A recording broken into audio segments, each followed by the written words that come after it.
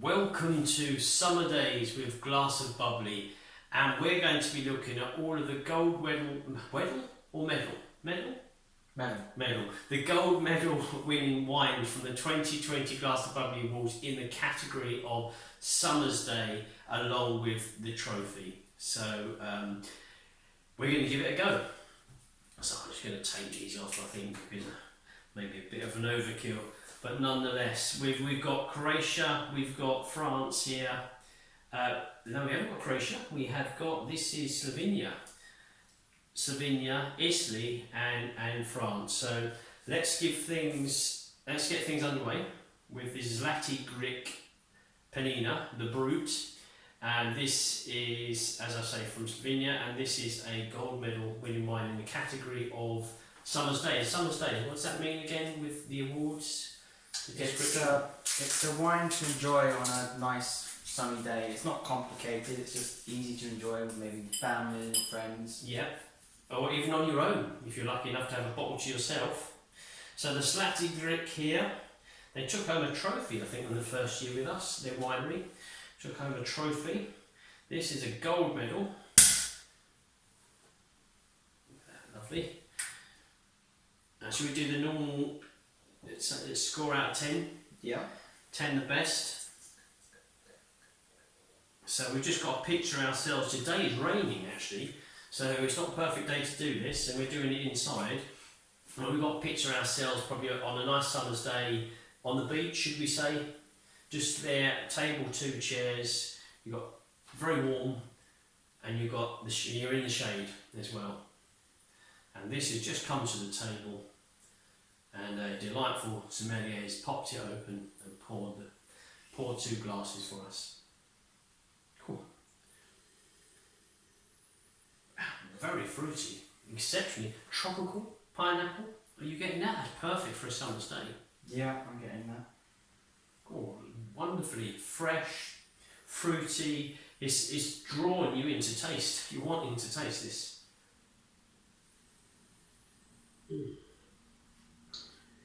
Pineapple, candy fruits, citrus, Yellowstone fruits, peach. It's everything fruity. Yeah, I have to agree with that. Tropical, candy, peach.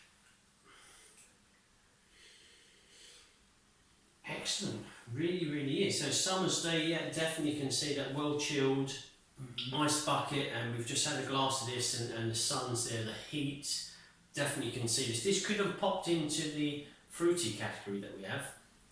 Yeah, I could. Yeah, the light and fruity category. Very fruity. So thumbs up on that one. What about picturing you and I drinking this? What would you give this out of 10? 7.5 for me, I'm thinking. I'd give it an 8. You're going to give it an 8? It's a strong start.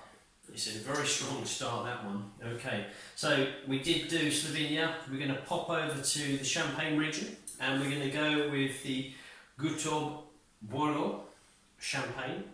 This is their Brut. They're in Damary. We were there not that long ago, and their wines were quite. If you're in preference of the acidic style champagnes, then the maker here is very much making his champagne in that kind of vein wine. And we did a lovely tasting. It was a summer's day, and it was sunny outside when we did that. And we tasted many of their cuvées. A nice picnic bench. Yeah, picnic bench, yeah. Sounds good to me. So another gold medal for summer's day. And champagne always is perfect for those summer's days, so no matter what champagne you have. But we're going to see how this one performs.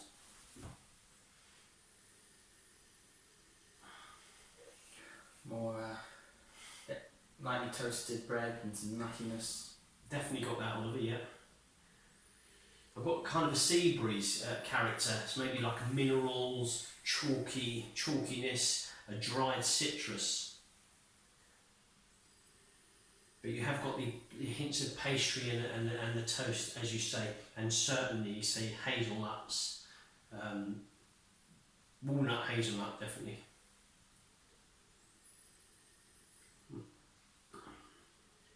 Good strong levels of acidity, mouth-watering, citrus, very clean, very clear, very crisp, fantastic for food. This is telling me already, so if you're out in the sun, you've got a bottle of this champagne on your table, it deserves to be paired with some really decent foods, maybe shellfish, white meat, nothing too heavy, maybe a salad, but very, as in what the winemaker said, it doesn't have the malolactics fermentation, so it's acidic driven and very refreshing if that's the style of champagne that you like.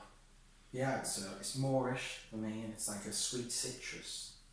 Just want to keep tasting it. And the acidity is there, but it's not too overpowering. It's not unpleasant. It's a very mouth refreshing acidity to it. But it's the citrus. It's got a very clean, clear citrus feel to the wine. Very relaxing. So complicated, no. Well made, yes. Relaxing, yes. Perfect to pair with food. Again, I'm going to give it a 7.5. I think it runs alongside the Zlatý Grek from Slovenia. I'll give it the same, yeah, 7.5. You're going to give it 7.5. Very good, very refreshing, very nice. So, next one is Roger Brun. So, we have to put our hats on for that. So, there we go. Hats from Philippe, winemaker from AE, and this is his Grand Reserve. The Sec, 50% Pinot Noir, 25% Meunier, and 25% Chardonnay.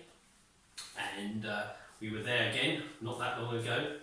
Yep. So if you want to meet a character, quite literally, from the Champagne region, a man very good at making wine with a wonderfully big heart, big personality, and then you book to go and see him via his website, and I think you'll agree with me, it's a kind of a, what's the word, a once in a lifetime experience. Yeah, I'll never forget my time there. No, never. And hopefully it's not your last time. No, if we're lucky, it's not our last time. So again, we've got a gold medal, we've got the Sec label, and the Grand Reserve. And here it comes. Nice. Here we go.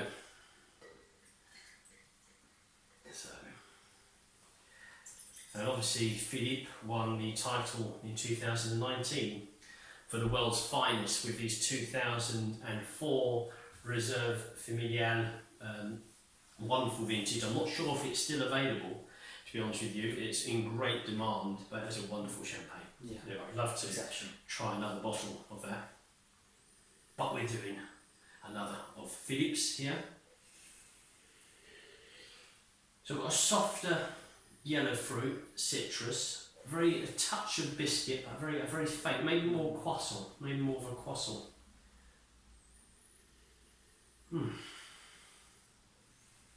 It's a relaxing, and what was that word that you described with the summer's days? It's not complicated. It smells very relaxing. I'm very relaxed smelling this.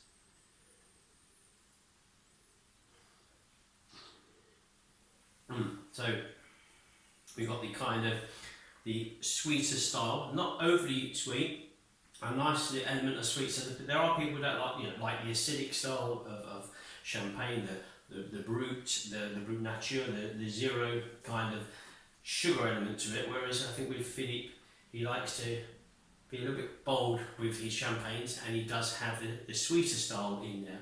But amazing. Whenever I'm at his place, and I've been a few times, there are people knocking on the door, coming in, and they're usually very good friends of Philippe, having travelled from across Europe or different parts of the world simply to see him, to get his latest champagnes and to sit and taste with him. And they're massive fans of what he produces. So here, I'm getting too engrossed with the winery here. So it's like a sweet citrus and sort of hints of biscuit for me. I'm just going to pour some more in. The citrus, definitely. There is something there. It's like a biscuit, isn't it? It's a sweet pastry. Candy fruits, candy lemon sweets.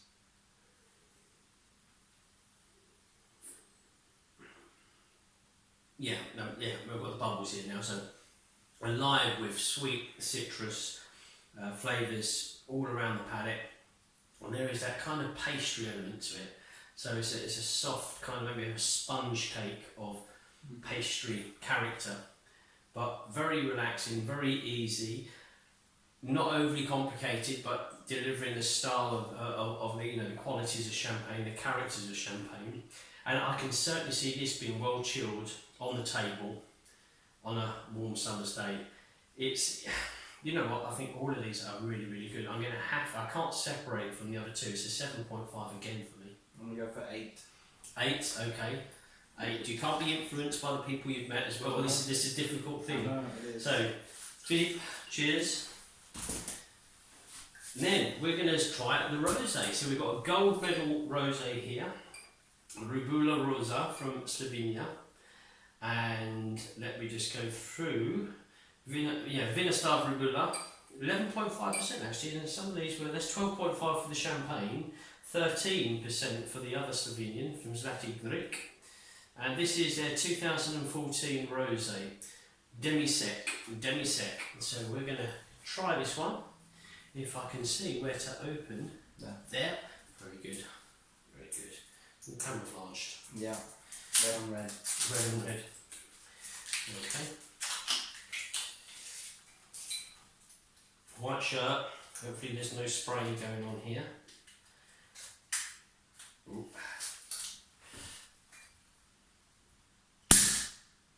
There we go. Sounds good to me.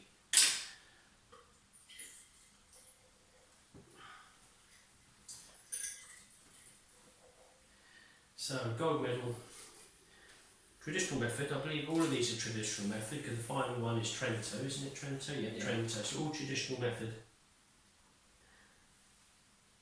Ooh. Different altogether, but certainly a pastry, an orange kind of character to it as well. Orange pastry, deep fruit flavours, deep red berry fruits, blackberry fruits. Very expressive, different layers of characters coming through. It's a pastry, black currants, and a hint of strawberry. Strawberry, it's got the strawberry in there. And the flavour is very, very much matching the nose here. A tremendous balance between the aroma and the palate sensation. But again, red berry fruits. I've got a touch of foliage, I've got a touch of nettles, things like that. I cut the grass the other day and I cut a load of the old stinging nettles, and it literally reminded me of some of the wines I've tasted in the past, literally just standing there. This is reminding me of the cut stinging nettles in the garden.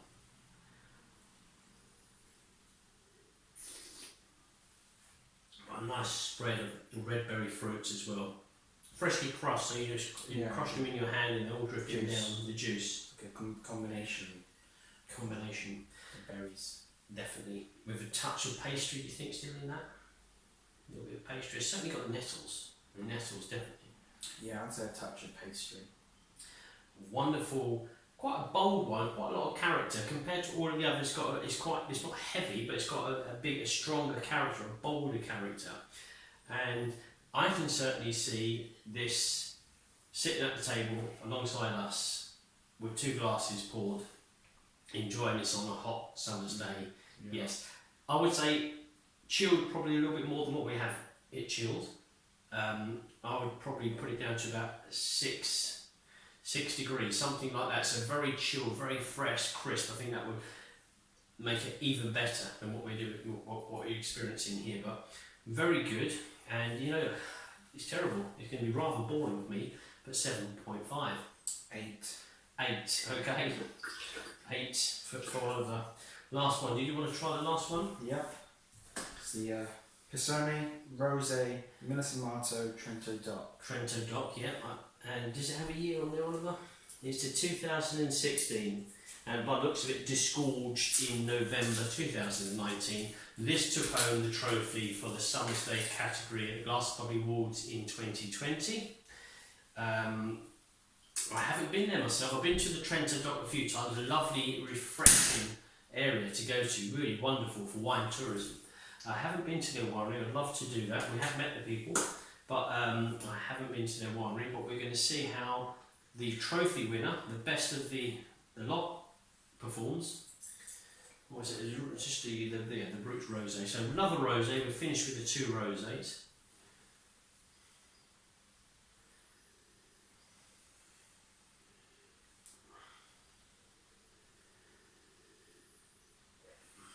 What we're going to do is just give it a little swirl.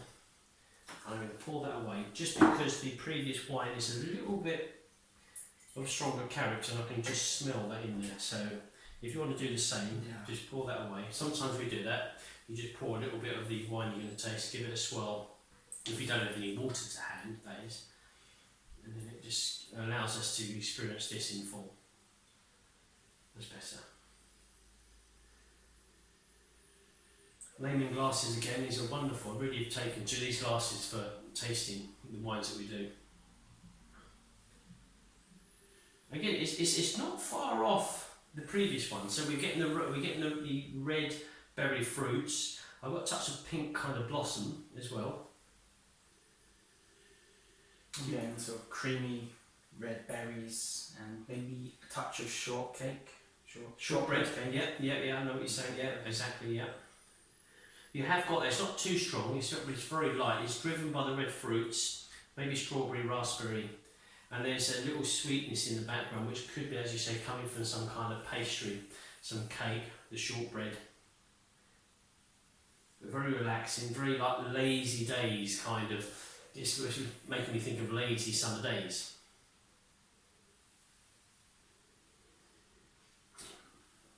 Okay, different, because obviously the one previously was a bit sweeter. This one is drier, but still it's driven by the red fruits for me. This is all about red fruits. Soft, not too acidic, so raspberry kind of style over red berries for me, because sometimes red berries can be quite sharp, whereas the raspberries are a bit sweeter.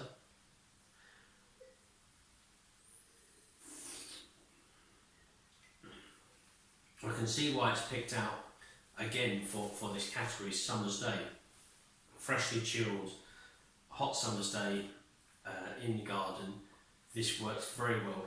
It's not overly complicated, but nonetheless you can just see that you can feel the different layers being expressed to you. And it's a wine to take a little bit of time over, I can feel. Though if you want to have a quick glass, obviously do that, but it deserves a little bit of exploring the wine, so on the aromas and in the flavours, and just taking in all of the qualities that the winemaker has put the effort into making. But you know something, it's I know where I'm going with this score again. It's another 7.5. Yeah, I'll go for an 8. You're going for an 8. So you've gone up and down a little bit, 7.5 to 8. Yeah. All of them have been sort of exceptional. They are in the category and just the wines themselves. The wines themselves, I agree. All worthy of a gold and obviously the trophy. The trophy, and they're all quite different in their own. Not massively different, but nonetheless they've got a character, each one. So, you know, if you had these presented, or what we're going to have to do is pick our favourite one, but if you had these presented, you could go for different styles, but they're all rather close, and they're still delivering that relaxing kind of glass of bubbly on a hot summer's day kind of approach to them. But we're going to have to pick out a favourite. So, who goes first on this one? You can go first. And it's difficult because whenever you do wine tasting, you're very influenced when you meet people. And some wineries, and they have either the winemaker, a family member, or even sometimes just the PR team, the marketing team, do such a good job and build such a lovely relationship with you that you're always inclined to give them that touch, a little bit more time, or you've got a bit of loyalty. You know, when you're in the wine industry, you get an affiliation with some people, and it's a loyalty, and you don't want to disappoint. And by that, I'm choosing Saty Grick. Because I want to do Felix, and I like this, but I'm going to do this purely on the basis that it was pineapples, and I'm thinking summer pineapples. I remember when I was a youngster being on the beach, like in Spain, and pineapples with straws in, fruit juices only at that age, but this is reminding me of the summer time. I should not have let you go first. No, you wanted this one, did you? Yeah, same reasons. Pineapple, tropical fruits. I would have picked that one. So you're going to have to go for the table. It's off the table, quite literally. It's off the table, so I'll go for the Champagne Roger Brown because of the sort of toasty brioche aroma and the sweet sort of citrus and a little bit of biscuit flavour. But you're still going to be looking over my shoulder and a bit envious. But nonetheless, they're all really good wines, and as you say, France, we've got Slovenia, we've got Italy, we've got fantastic European winemaking countries, and a variation of how big they are, you know, because to a degree Philip is still a grower label. We've got a grower label here. You know, I think the Zlati Grik are quite well known in Slovenia. But the good thing is that a lot of these wines are probably unknown to a degree in the UK. So it's an amazing flavours and experiences to discover. And by hopefully our small little chat today, it's made you feel as a viewer that you may like to investigate more and try and find out more about these wines. But Summer's Day, they're all fantastic. I'm going to be enjoying the Zlati Grik, Oliver, the Roger Brown, and the Roger Brown, and we thank you for joining us. And until next time, well I won't say cheers because we've got nothing left in here. But thanks for watching.